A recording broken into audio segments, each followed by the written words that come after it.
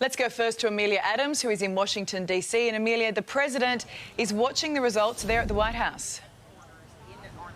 Yeah, he's inside right now, Ali, and the latest we're hearing from the Trump camp here is that the campaign has now set up a war room in executive offices next door to the White House. That's where his staff will be evaluating the results. The president will be briefed inside the residence here as well as the Oval Office throughout the day. The Republicans were said to have a election party at the Trump Hotel down the road, but DC coronavirus rules do restrict gatherings. So instead, they've shifted it here. He's going to have the president, about 350 of his closest friends or family and donors, I would suggest, in the East Room of the White House as the day unfolds. President Trump campaigning right until the very end. He was out visiting staff at a Republican voting centre this morning, thanking them.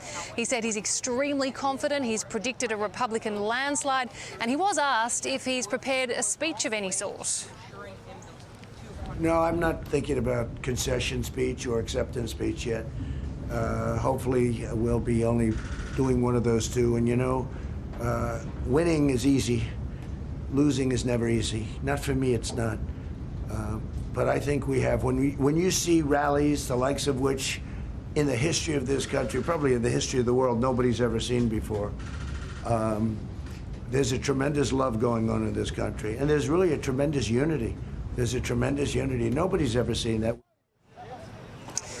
Yeah, so campaign sources are telling us there's no official plan for the president to make a speech today. But of course, as he just said, he does like winning. And I think if it's looking like that will happen, then we will no doubt hear from him.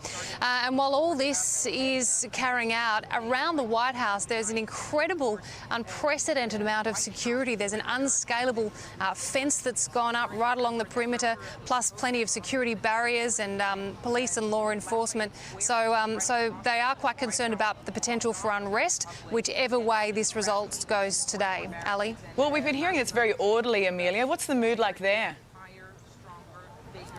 It is so far, and I've been seeing and hearing the same thing. I think it's just, you know, on the streets of Washington, D.C., everything's now boarded up. They've got a lot of law enforcement in town, and it's just anxiety. It's just concerns that things could heat up a little bit later outside the White House fence. There's a small crowd at the moment. It's more like a street party or a carnival, if you like, in that Black Lives Matter plaza, but that is where law enforcement will be watching very closely later on when we start to see results coming through. OK, thanks, Amelia.